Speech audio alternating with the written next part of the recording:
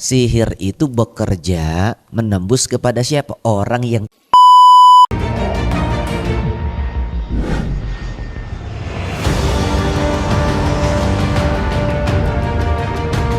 lupa dari, nah ini agak ekstrim gitu ya, dari dunia sihir gitu kan. Ini masuknya itu kalau rambut ujian, berantakan disihir tuh. itu sisir. Sihir.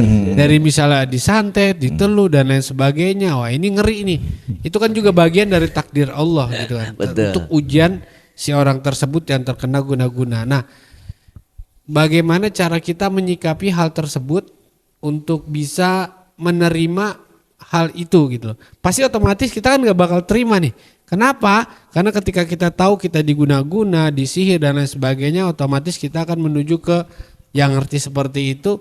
Ya minimal kita ngebalikin, ngebales dan lain sebagainya. Malah zaman sekarang cukup ambil kamera, videoin biar viral. Lagi santet kawan gitu. Lagi santai, santai. Nah ya itu kayak gitu gimana Pak Ustadz tuh?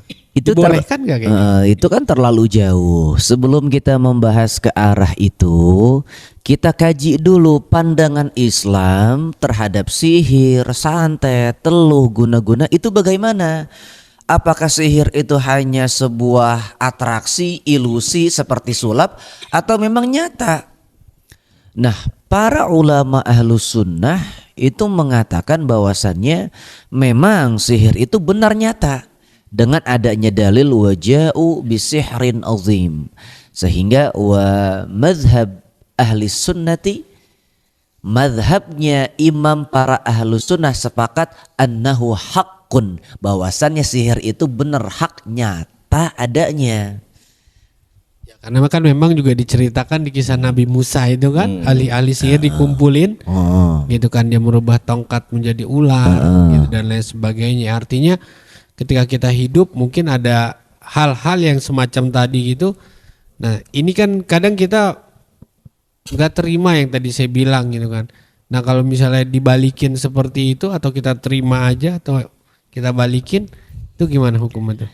Iya ntar dulu, itu kan terlalu jauh tuh, kita Itu kejauhan ya? pelan-pelan dulu nih. Oh, iya. Nah setelah sekarang kita sudah bisa mengkaji bahwa ulama ahlus sunnah ada yang mengatakan bahwasannya sihir itu nyata, dampaknya apa? Kan begitu.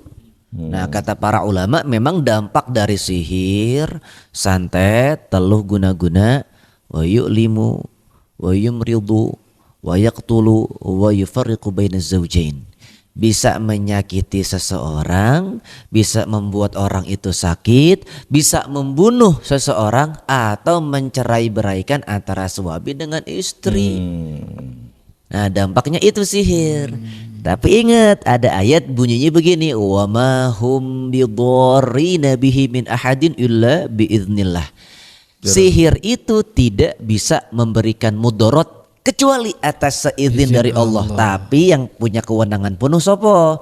Allah, bukan dukun, jin ataupun iblis. Nah artinya apa? Sihir itu bekerja menembus kepada siapa? Orang yang tidak mendapatkan perlindungan dari Allah, sehingga dia dibiarkan terkena sihir. Oh iya itu dia. Ya salah satu untuk bisa terhindar dari itu, saya pernah baca dan insya Allah mungkin kita akan coba amalkan bersama. Kalau keluar rumah baca ayat kursi atau doa Bismillahirrahmanirrahim. Terus masuk rumah baca ayat kursi. Mau tidur juga baca ayat kursi. Fadilahnya kalau yang saya dengar itu bisa melindungi kita dari seharian gitu. Kalau setiap saat kita baca doa itu, apa benar? Cara kita menangkal sihir ataupun santet, sebelum kita bahas itu, kita bahas dulu nih dampak terbesar dari santet, sihir itu bukan penyakit. Orang itu banyak berasumsi dampak negatif dari sihir, santet, teluh, guna-guna, orang itu penyakit. Perutnya ada pakunya, ada spondeknya, ada baja ringannya, bukan material aja kan kalau bikin rumah kalau gitu. Nggak bisa jalan. Padahal dampak terbesar dari sihir bukan penyakit, bukan cerainya suami istri. Jadi apa tuh Pak Ustadz? Supaya Dampak percaya terbesar. kalau ada kekuatan selain Allah, bisa jadi begitu. Dampak terbesarnya dalam tafsir Ibnu Katsir, wa kullu syai'in yasuddu an dzikrillah. Kalau orang itu terhalang untuk ingat kepada Allah, itu orang hakikatnya kena santet paling bahaya. Allah. Jadi kalau ada orang itu di dalam rumahnya sehat, tidak punya penyakit, tapi terhalang dari ibadah, hakikatnya itu orang kena santet. Hakikatnya itu orang kena sihir daripada syaitan. Nah, kadang-kadang orang takut disantet, takut diteluh, takut sakit, takut lumpuh, nggak bisa jalan. Tapi nggak takut ketika melanggar hukum-hukumnya Allah di dalam rumah-rumah mereka. Ya Allah. Bisa jadi itu sihir adalah salah satu cara iblis dan setan untuk mereka muslihat agar kita menjauh dari Allah Subhanahu wa taala. Betul, karena begini, sebelum santet itu ditembakkan, dieksekusi, perang pikiran dulu. Perang pikiran dulu, gimana caranya orang itu calon objek yang akan disantet Target. diteror. Dibikin rumahnya suasananya kayak angker. Akhirnya takutnya bukan kepada Allah, kepada pocong, kuntilanak, Yang kiriman-kiriman genderuwo. gitu. Itu kan manipulasi syaitan semua. Iya. Kenapa bisa saya katakan manipulasi syaitan? Syaitan itu kan punya kemampuan untuk menyamar, sehingga mereka bikin shock terapi nih kepada umat manusia. Sekarang saya tanya, pernah nggak orang Amerika lihat pocong? Enggak. Kenapa? Sono nggak ada pocong, Nggak nggak ada yang Nggak dikafanin. dikafanin mayatnya. Pakai apa? Jas. Adanya Dracula. Nah, itu manipulasi syaitan. Emang nggak lucu juga kan? Udah dari gedung rapi naik lift pocong, lumpur mulu, kotor, kan nggak keren. Iya. Ada Zombie. Atau sebaliknya di Indonesia ada nggak yang pernah ngeliat Dracula? Enggak. Kan nggak lucu juga dari pohon bambu, pohon beringin, belantara hutan, pakai jas. Setannya pakai jas. Jadi itu manipulasi syaitan buat nakut-nakutin kita supaya kita ini nggak takut sama Yang Maha Kuasa. Karena rasa khaufnya hilang kepada Allah, ya sholat boro-boro dilaksanakan. Kalau sholatnya nggak dilaksanakan, nih kan orang nggak punya backing nih, ditembak kena. Iya betul, nggak ada perlindungan ya. Jadi memang intinya untuk berlindung itu ya tetap kita balik kepada Allah dan jangan lupa selalu ingat Allah. Iya. Mudah-mudahan kita semua nih dapat perlindungan dari Allah dari hal-hal yang seperti itu. Nah Amin. baru nih kita ngomongin gimana cara nangkalnya. Kan begitu kan Gitu struktur cara jadinya. nangkalnya gitu kan. Kan memang ada yang tahu-tahu ya di medis, wah dia sehat nih, semua dicek, wah ini guna-guna nih. Di dalamnya ada spanduk. Apa? Spondek. Oh spandek. Keren Nah spanduk. gimana Pak Ustadz? Tadi kalau beliau sampaikan kan banyak tuh, ada bacaan-bacaan tertentu bagaimana cara menangkal sihir. Banyak memang metodenya. Tapi bagi saya kuncinya satu, cuek. Iya nggak peduli ya. Orang yang tidak meyakini sihir itu punya kewenangan untuk memberikan mudarat tanpa seizin dari Yang Maha Kuasa, nggak mungkin berefek. Iya. Kadang-kadang kita mau baca apapun, kalau hatinya ini lemah keyakinan, ya tembus mas. Iya betul. Sekarang begini satu, dari segi baca-bacaan, wirid-wirid ataupun tindakan-tindakan itu bisa menangkal daripada sihir. Satu pertama, itu di dalam kitab Jami' as-Saghir Al-Imam Jalaluddin As-Suyuti, itu beliau menukilkan hadis itu sunnah memelihara ayam jago warna putih. Sunnah. Sunnah. Kenapa? Karena ayam jago yang warnanya putih ini bisa menangkal sihir. Sementara dipercaya orang-orang yang dekat dengan sihir, mereka mempergunakan ayam hitam gitu kan? Cemani. Iya. Cuma Begini. Itu ayam Batak tuh, cemani. Cemana? Cemara. Jadi begini Ceman. maksudnya. Kenapa dikatakan ayam jago berwarna putih itu bisa menangkal sihir? Kan begini, dalam sebuah riwayat lain dikatakan kalau ayam berkokok itu tandanya malaikat yang si pagi dan si malam gantian naik turun. Iya betul. Kalau di masyarakat kan kalau ayam bunyi Ada yang hamil. bukan ada setan kalau di Parung. Ada setan, ada medi bahasanya. Ya, Itu kalau- kan salah. Kalau di asumsi. sini katanya kalau yang bunyi jam 3 pagi, wah ada yang, atau tengah malam ada yang hamil, mau ada yang hamil nih katanya. Oh, ada aja tuh baru lagi kan. Hamil luar nikah gitu. Takhayal. maksudnya. Oh, masya Allah. Jadi ketika ayam berbunyi di sepertiga malam itu kan tanda kebaikan. Dalam riwayat kalau setan yang bunyi keledai, bukan ayam. Meringkik ya. Maksudnya apa? Ayam yang dipelihara selain untuk kesunahan tadi, tujuannya buat alarm, buat bangun tahajud. Makanya kata Imam Al-Ghazali, ente kalau mau ngelihat orang pintar bukan dari bacaan kitabnya, bukan dari ceramahnya, bukan dari cara menjawab persoalan, tapi siapa yang bangun duluan, dia apa ayam. Ya kalau sampean pelihara ayam putih, ayamnya berkokok, sampean pulas, nggak tahajud, ya tembus mas.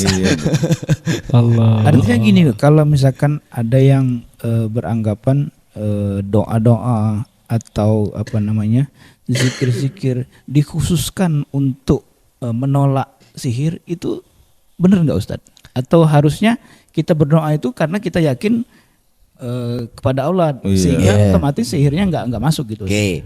Jadi gini, memang wirid bala ataupun tolak bala memang ada, bahkan banyak saya dapatkan dari Syekhuna almarhum.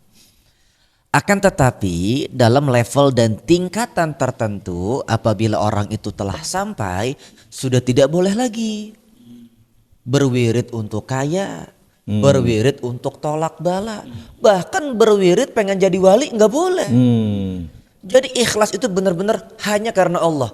Sekarang begini, kalau kita wiridan buat tolak bala, kalau nggak ada yang ngirim bala nggak wiridan. Iya. Masa ingat Jadi kalau ikhlas ini semua karena Allah, all in one. Rezeki dapat, tolak bala juga dapat, kan begitu. Jadi intinya semua ya serahkan kepada Allah gitu ya. Betul. Kan tadi dari segi Cuman tindakan kan tuh kalau kadang buat suka dikasih amalan nih seperti itu kan Tat. Ini amalan nih biar lu dijauhin dari hal-hal tersebut gitu. Akhirnya kita amalin dah tuh dengan niat ya terjauhin dari itu gitu. ya kan kita ke arah pertanyaan ente tadi tuh, kita ngebalikin sihir boleh apa kagak. Sekarang begini, banyak orang-orang oknum-oknum ini tidak berkapasitas untuk mengijazahkan amalan, tapi memberikan amalan kepada orang, itu bahaya. Wah, ini ada amalan supaya berkarisma, supaya melegenda, supaya mensupra. Honda semua tuh ya. Kadang-kadang nih wiridan buat kaya, nih wiridan buat penglaris, nih wiridan biar diresepin cewek. Bullshit mas. Yang punya kapasitas untuk mengijazahkan sebuah wirid, sebuah amalan, itu cuma mursyid. Mursyid itu kalau mengijazahkan suatu amalan sesuai takaran. Iya, takutnya oleng ya kalau. Wih, orang ini kebutuhannya sekian, dikasihnya 500 mili, kebutuhan cuma 50 mili, jomplang. Nggak boleh kita berwirid, biar kita berkarisma. Kalau di kedokteran apa istilahnya? Overdosis. Overthinking. Overalih. Wah kredit. Ini yang saya lagi alamin. Saya dengan Jimmy kan rumahnya berdekatan nih. Yeah. Ada sekitar 200 km. 14 km. Jauh dong. Dekat. Jauh banget ya. Jadi ada pembicaraan dari warga-warga di sekitar yang pulang malam jalan kaki, ditemuin dengan sosok putih yang suka ketawa tinggi. Kuntilanak. Gitu. Oh iya, bukan wakak. Iya gitu. Apa udah berapa orang yang lihat ya? Istilahnya tepat di rumah. Kalau saya kasih gambar nih, kalau Jimmy buka pintu itu langsung ke tempatnya. Kalau saya belok. Yang rumah itu, Anda kan pernah. Gitu ya. Iya kalau apa ya? Emang tuh rumah kosong? Ada. Tapi emang Antara ada dan tiada. Tapi mungkin apa ya? Karena nggak dirawat, kotor. iom, kalau bahasa orang Barong tuh iom gitu. Ya begitu. Hawanya apa ya? Iseng begitu kalau orang Barong bilang. Iya. Nah itu katanya sosok itu beberapa orang dikasih lihat sampai. Saya butuh pulpen sama kertas. Ada ibu cerita gini, saya tumben pulang jam 10 malam gak bawa motor. Saya ngeliat itu gimana, dia ceritanya jadi cerita lucu. Perasaan saya udah lari, kok nggak lari. Ketahan. Iya nggak tahu. Itu sebegitu ya. Alhamdulillah sih saya keluar kalau musola pagi itu jam 4 10 udah keluar gitu. Nah, Takut ya mente. Kalau istri saya biasanya saya mau ke musola jam segitu, dia keluar udah nyapu tuh sama. Begitu dengan cerita itu dia nggak mau nengok gitu. Ya jangan pergi dulu ya. Nah itu gimana ya? Ini kan bukan rumah kita gitu. Tapi lingkungan kita itu gimana caranya biar kita aman dari gitu-gituan, biar gak diganggu-ganggu nih kayak istri saya, keluarga saya. Ilangin rasa takut. Ya mungkin kalau kita insya Allah udah coba nggak itu, tapi ini keluarga kita nih. Sekarang begini, kita belum ngeliat, tapi pikiran kita seakan-akan bentuknya Mindsetnya ada. udah ada. Itu yang bikin kita takut. Jadi pola pikir kita yang mempengaruhi gitu. Ngeliat Misalnya belum contoh pernah sono, kok ya. udah rambutnya panjang. Di rebonding aja sekalian. Pola pikir kita jadi pengaruh juga buat Iya. hal-hal yang kayak gitu. Saya rasa dia makin gedek ini, karena kita ngobrol, pasti kata ibu-ibu itu di mana? Kita ngobrol di samping pohon itu. Sini, gue tunjuk pohonnya. Ini Jim. Terus anak saya pulang malam. Kamu pulang, kamu nggak tahu di sini. Saya tunjuk gitu. Itu tempat itu. Kamu nggak tahu di sini ada kuntilanaknya? Gitu. Kata dia gini. Aku nggak takut, aku ustadz katanya gitu. Astagfirullahaladzim. Kata ayahnya, apa ayah takut juga. Udah lah berani-beraniin ini. Insya Allah enggak, insya Allah. Ya Allah. Udah yakin sama Allah karena alhamdulillah diamalin itu. Itu istilahnya kalau di hadis dari riwayat dari Anas radhiyallahu anhu itu katanya ya Rasulullah mengamalkan itu, kita ngambil contoh dari itu yang baca ayat kursi setiap keluar rumah, masuk rumah, mau tidur gitu. Tapi kan masalahnya begini, kalau kita tidak bisa mengontrol rasa takut, yang tadinya mau baca ayat kursi, belepetan. Jadi ini katanya lebih takut lagi setan dengan ini. Allahumma barik lana fi ma razaqtana. Kalau guru sih pernah bilang gini, kamu gak usah belajar ruqyah, cukup zikiran yang benar. Syaiton itu takut kepada ahli zikir sama seperti takutnya orang awam kepada setan. Orang awam belum ditongolin nih, baru diketawain, lari sekenceng-kencengnya. Iya. Setan belum ahli zikir, belum baca apa-apa, belum kelihatan betul, dengar suara sendalnya takut.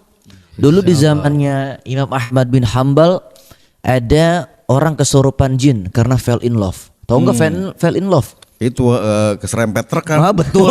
Iya. Ini jin lagi kasmaran biasanya memang susah. Kalau kasusnya seperti ini. Jahil ya. Saklek kalau dibilang. Jadi ngotot terus, pengen terus. Ulama-ulama di daerah tersebut angkat tangan, tidak bisa. Sampai akhirnya pihak keluarga ini mendatangi kediaman Al-Imam Ahmad bin Hambal. Mau tahu nggak apa yang dilakukan beliau? Kasih aja sendal saya. Padahal orangnya nggak datang kan. Saya pernah dengar kisah itu. Dikasih sendalnya Imam Ahmad bin Hambal, Allah. ini jin langsung ngurus paspor, lari ke luar negeri. Allah. Itu kisah yang lumayan. Sekian tahun Imam Ahmad wafat, jinnya balik lagi. Memang kalau urusan cinta jangankan manusia, jin pun pantang menyerah. Senggol dong. Senggol. Balik lagi dikasih sendal yang sama, diketawain sama jin. Saya bukan takut kepada sendalnya, saya takut kepada yang punya sendal. Sendal, Masya Allah. Itu seperti hadis riwayat juga yang Nabi Muhammad SAW ketika mau ke masjid, yang iblis itu gangguin orang yang Sholat. Ya, tapi dia nggak berani masuk Dan karena ada yang orang alim yang ahli zikir sedang tidur. Adit. Oh iya. Lagi Oh, tidur. Itu ahli ngorok. Karena ada orang lagi tidur. Iya gitulah. Mungkin seperti itu gambarannya kita kalau untuk hal-hal yang seperti itu kita bukan ahli zikir, istilahnya udah yakin sama Allah. Pokoknya kita zikir sepenuh hati gitu. Itu setan insya Allah akan menghindar kalau istilah riwayat Umar bin Khattab begitu kan? Iya. Sekarang begini, kita ngelihat nih, itu dia bisa ngapain kita sih? Nakutin paling. Kita celaka gara-gara dia? Enggak. Gara-gara ketakutan kita sendiri aja. Karena kita takut sendiri. kenceng kepaduk jatuh. Gara-gara sobo kita sendiri. Sekarang begini, kita kan perang mental namanya. Ada orang melawak depan kita, ya pede sekali dia. Kita nggak ketawa, gimana reaksinya? Down. Iya. Setan nih udah berubah bentuk kan rambutnya panjang, gitu. Biasa aja Kita nggak takut. Down dia. Atau kita balikin, ngapain nggak tahu gua nggak ngelucu. Nah Atau- jadi tuh gitu teman-teman tuh tipsnya dari Ustadz Rizal. Jadi kalau ngeliat setan jangan takut, cuek aja. Dia down sendiri. Cuman kalau ketemu ya beda lagi cerita tuh. Kalau ini bukan nama, ini satu gerakan yang bikin mereka kabur. Gue pernah dapat dari seseorang yang nggak bisa disebutkan namanya. Jadi cukup gini aja. Kayak Metro TV gitu. Terkadang kita lebih setan sendiri ya. La ilaha illallah. Gimana? Sudah cukup ya, kita lanjutkan di episode selanjutnya. Alhamdulillah, kita lanjutkan di episode berikutnya lagi insyaallah. Ya mungkin malam hari ini segitu aja dulu tentang ujian dan juga sampai ngalor gitu loh Pagi malam hari ini, ya. pagi hari ini. Jam 1 saat ini. Ya mudah-mudahan yang sedikit ini ada manfaatnya buat kita semuanya dan mudah-mudahan Amin, amin. doakan terus podcast Tanjakan ini bisa terus terlaksana, Menyebarkan dakwah. dan juga menyebarkan dakwah dan menemani teman-teman semuanya, dan doakan juga kita semua biar bisa selalu diberikan kesehatan. Amin. Dan ada manfaat dari apa yang kita bawakan. Amin. Terima kasih. Kami akhiri. Sama-sama Mas. Wabillahi taufiq wal hidayah. Assalamualaikum warahmatullahi wabarakatuh. Waalaikumsalam warahmatullahi wabarakatuh.